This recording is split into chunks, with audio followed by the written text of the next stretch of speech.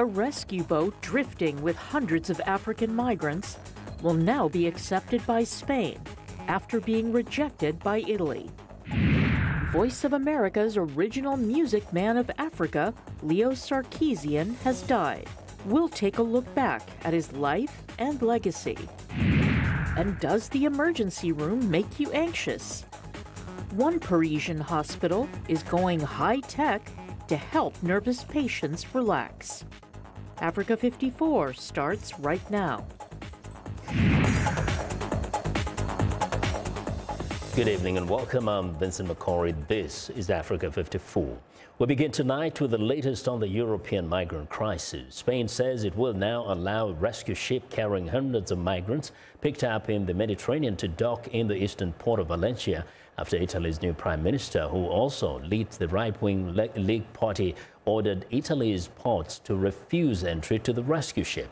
The Aquarius rescue ship, run by the European charity SOS Mediterranean, has been drifting in international waters with 629 migrants on board. Here's Sabina Castelfranco. This is Aquarius. On board are 629 African migrants, including 100 unaccompanied minors and a number of pregnant women. 6 different rescue operations took place during the weekend off the coast of Libya, coordinated by the Italian Coast Guard. Italy has refused to allow the ship to dock in its ports. Interior Minister Matteo Salvini asked Malta to let them dock because it was the nearest available port. But the small island nation rebuffed the request, though Spain later agreed to do so. Salvini recently visited the southern port of Pozzallo in Sicily, where many migrants have been arriving. Italy is a contributing member of international organizations like the United Nations and NATO. I would like to know why in the Mediterranean and in North Africa there is not more concrete intervention to defend security. At the Vatican, Pope Francis has repeatedly said migrants should be welcomed, protected and integrated, calling it the most pressing humanitarian issue facing the international community. More than 600,000 migrants have reached Italy by boat from Africa in the past 5 years. The new Italian government, led by Prime Minister Giuseppe Conte, said this situation must stop because the European Union cannot continue to leave Italy to deal with the migrant crisis on its own. Sabina Castelfranco for VOA News, Rome. Well, for more on the Italy migrant standoff, Leonard Doyle, spokesman for the International Organization for Migration, joins me live via Skype from Geneva. Good evening, Leonard. Good evening, and thank you for inviting me. You're welcome. Now, Italy says it doesn't want to turn into a massive refugee camp. Is it justified in demanding that other European nations actually take in these migrants? Well, there is no doubt that Italy, along with Spain and Cyprus and Malta and indeed Greece, have been disproportionately carrying the burden of the flow of migrants, the people who've been coming across from the Middle East and from Africa in particular. So they have a point there.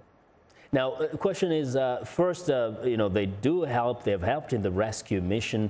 The people are right at the, at the shore. What could be the best way forward to avoid a tragedy happening right at the doors of Europe?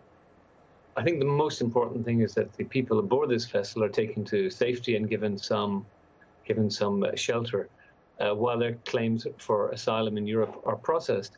I mean, leaving pregnant women who've been fished out of the sea on a vessel in the high seas pitching around is not an appropriate way to be. So they need to get to shore, and there's some hope now that they will go to Spain. There appears to be an offer from the Spanish government.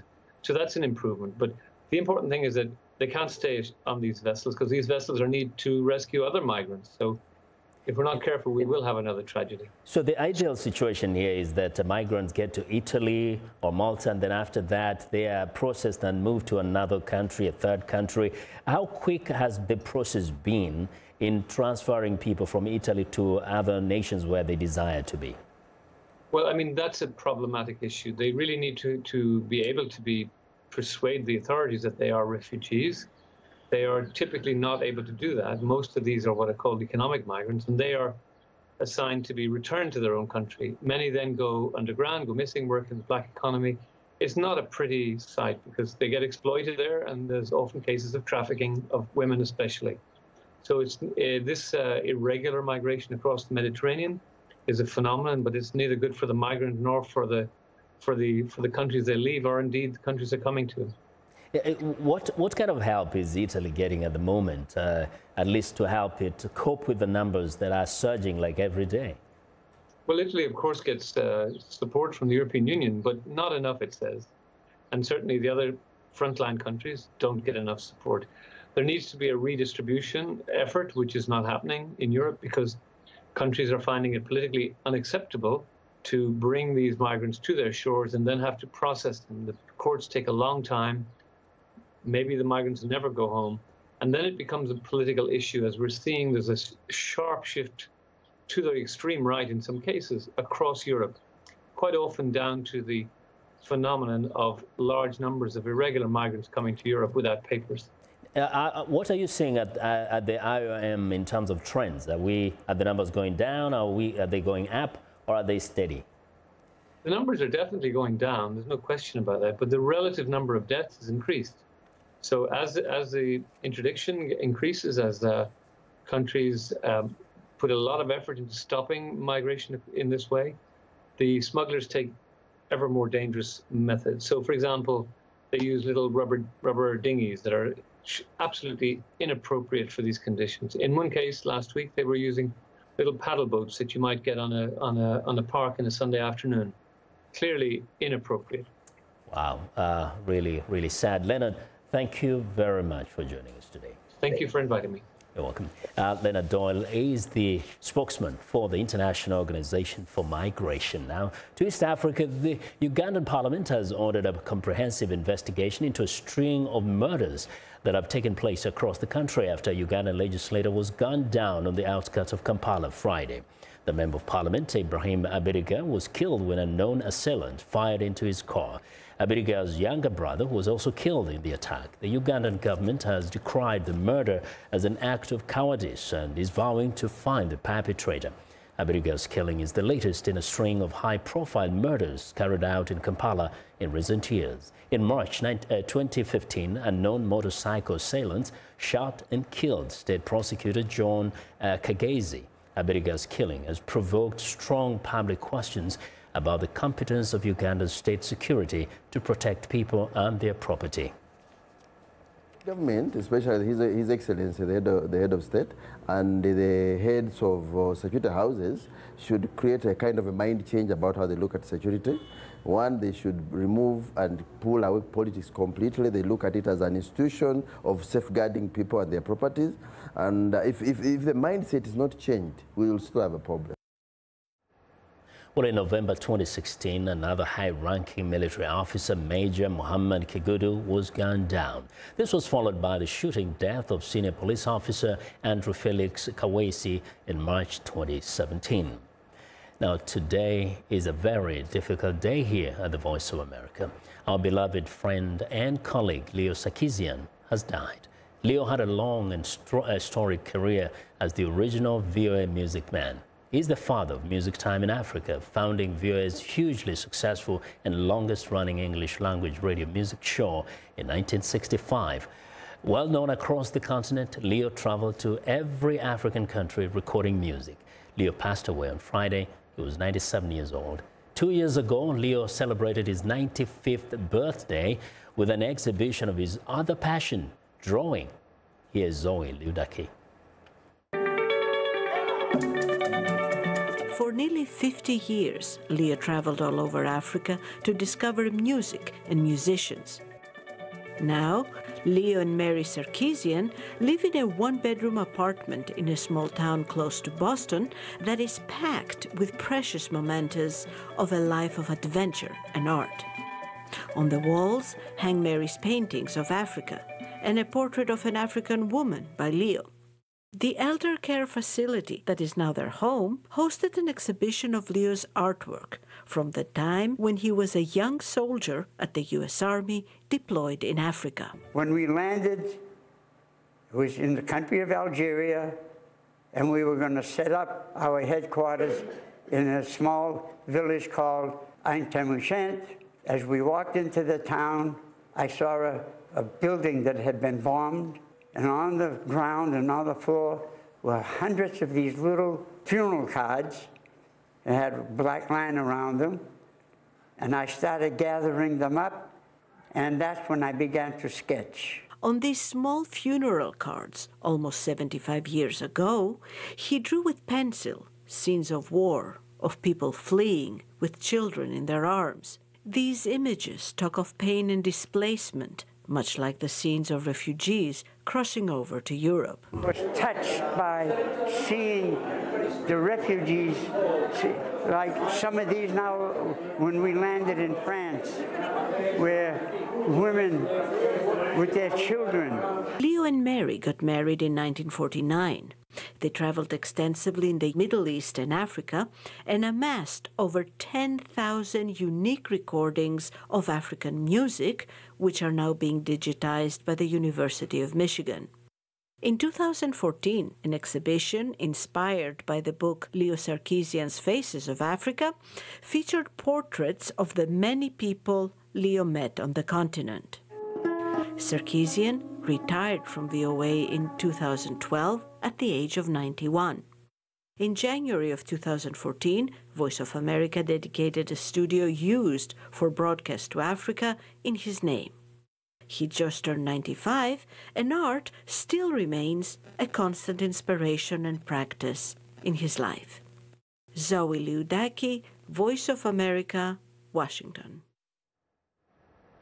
Well, joining us now to tell us more about Leo Sarkisian's life and legacy is VOA's current Music Time in Africa host, Heather Maxwell. Hello, Heather. Hi, Vincent. Yeah, it must have hit you so hard to get the news that Leo had bowed out. It did. I was totally surprised. Yeah. And everyone was, because he seemed like he was just fine. Yes, and the last time I spoke to Leo Sarkisian, it was in this studio.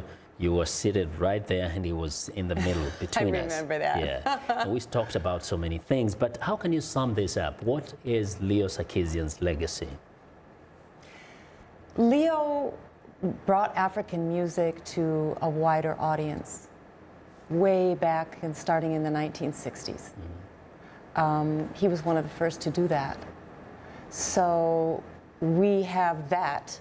And those recordings that he did, starting from the 60s all the way up until the 80s, we still have those, and they're beautiful recordings of traditional music from many different, well, every African country. Because it didn't sit in Washington and perhaps, you know, get some recorded music and transfer it to some real, but actually he went down to these places, the villages, and sat down with African musicians, right? That's right. And in his radio show, he always took great care to describe the context, the moment when he was recording, to name the names of the artists, to talk about specifics about that particular recording.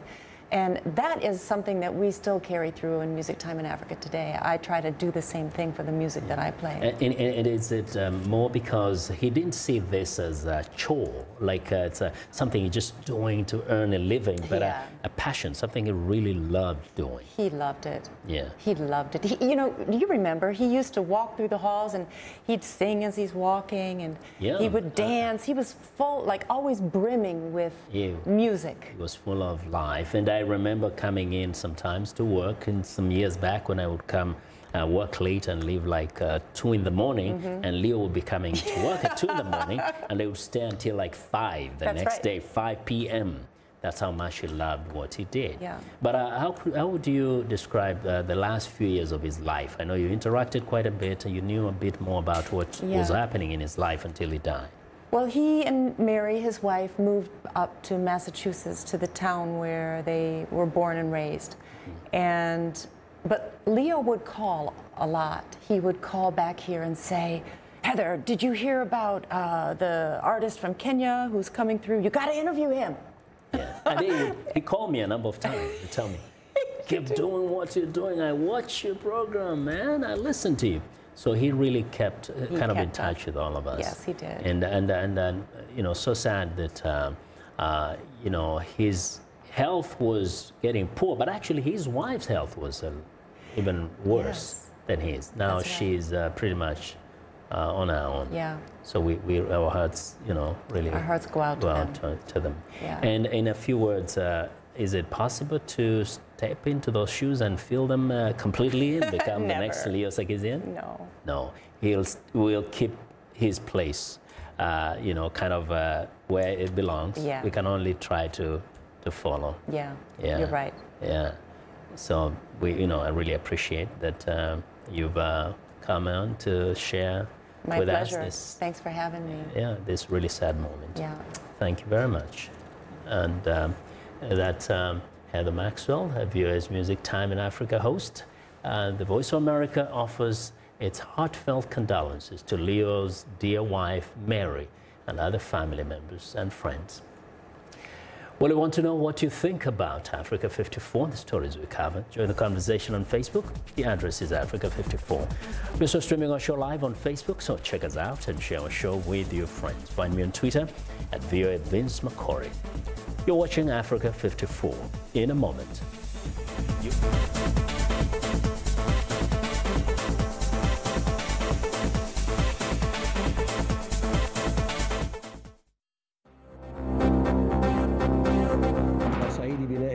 Egyptian President Abdel Fattah al-Sisi and Ethiopian Prime Minister Abiy Ahmed meet in Cairo to make progress on sharing the waters of the Nile River after concerns that a dam being built by Addis Ababa will threaten Cairo's water supplies. In Somalia, an al-Qaeda-linked militant attack in the southwestern part of the country leaves one U.S. Special Operations soldier dead and 4 wounded. In Uganda, 2 female lawyers start a movement supporting natural hair despite the popularity of synthetic hair imports. In the Democratic Republic of Congo, exiled leader Moise Katumbi addresses thousands at an opposition rally via video link before the December election in hopes of ending President Joseph Kabila's 17 years in power.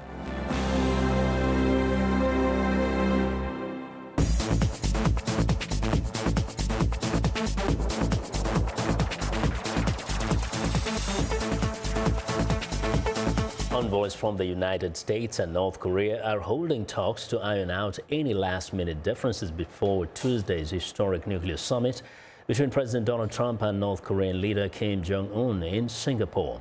Veteran diplomat Sung Kim is leading the U.S. delegation in a working group meeting on Monday. The North Korea is being led by its vice foreign minister. Monday's meeting is aimed at narrowing the gap between U.S. and North Korea over the demand for North Korea to give up its nuclear weapons.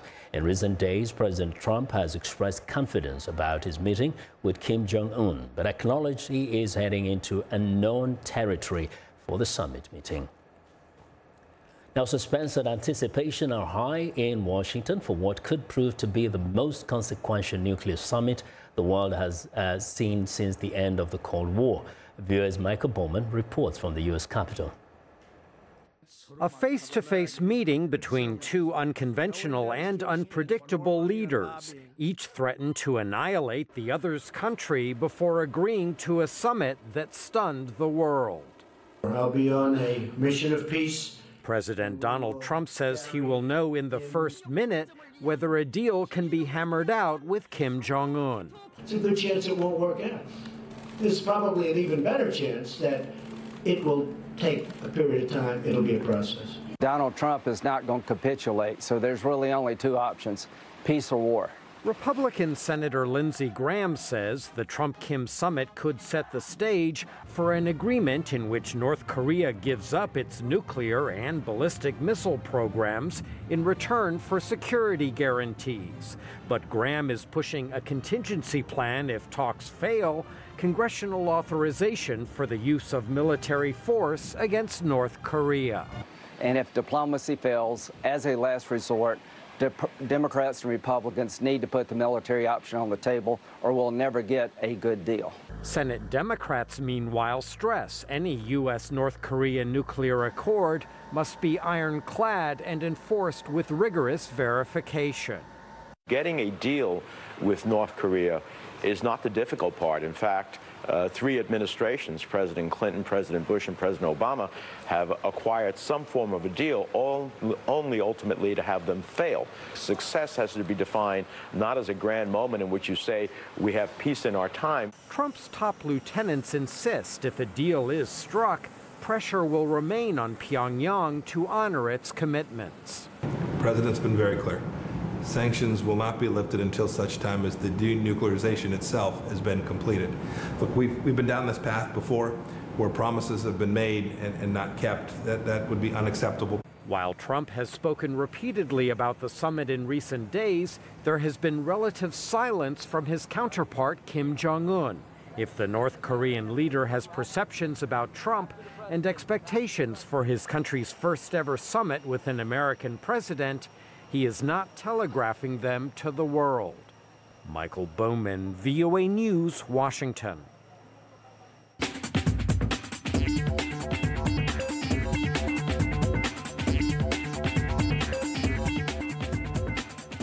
Welcome back to Africa 54, and here's what's trending.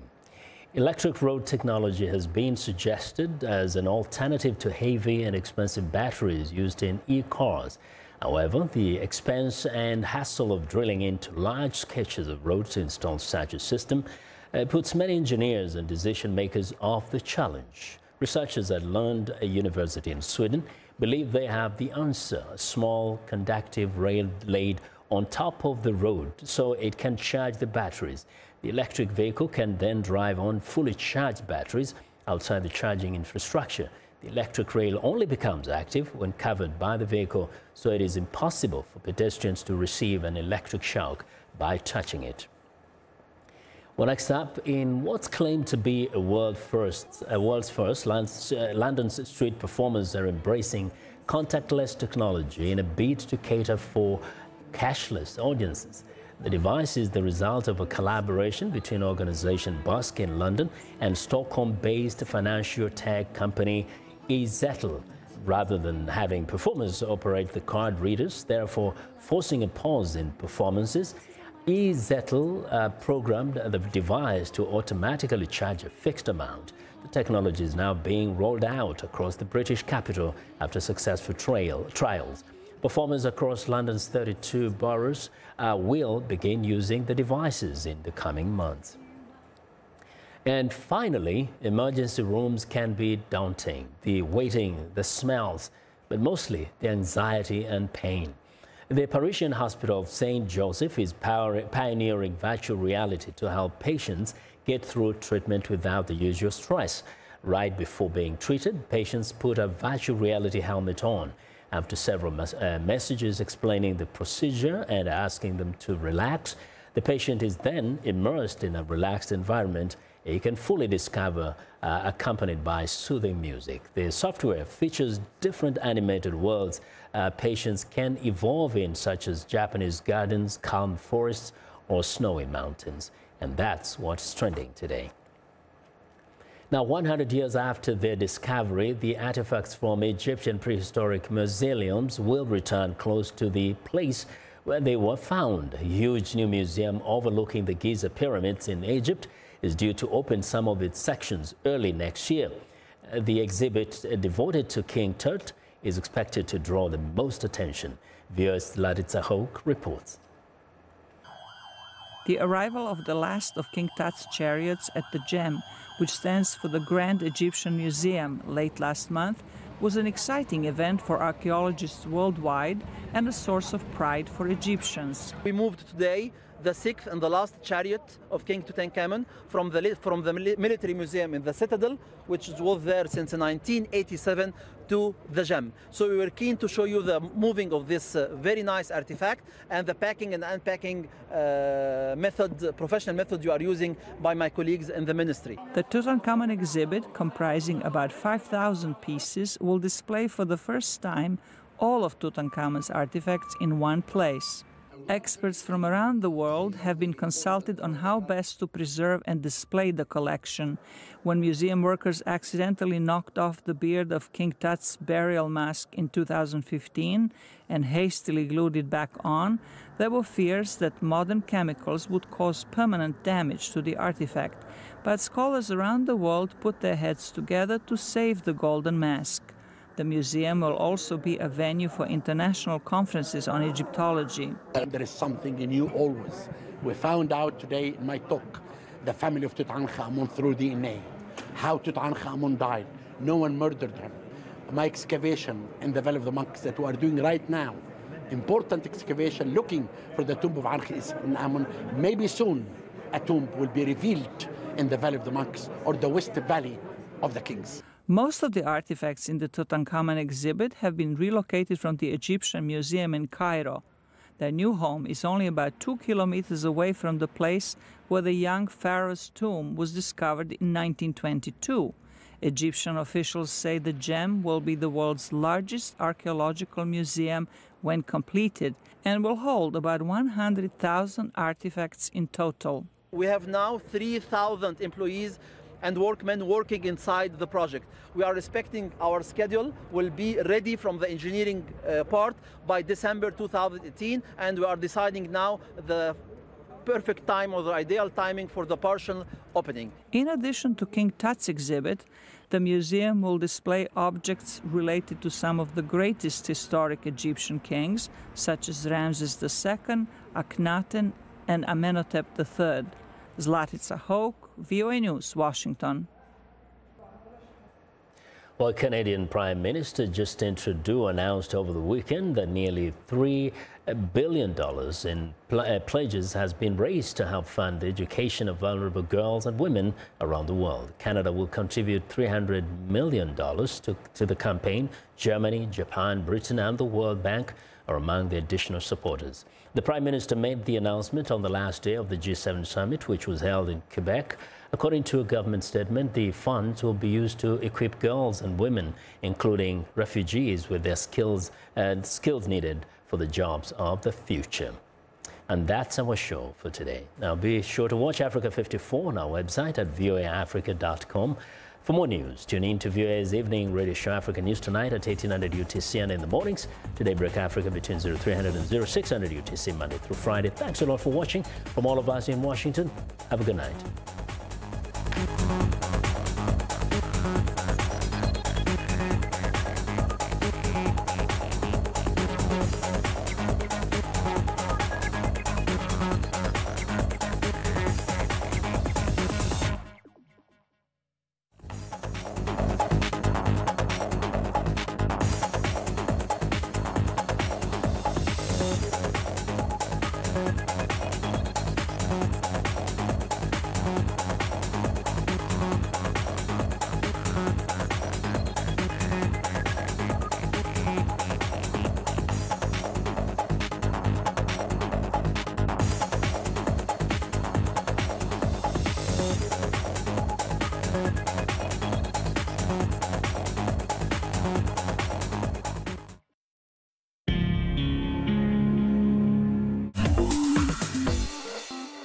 Welcome to English in a Minute.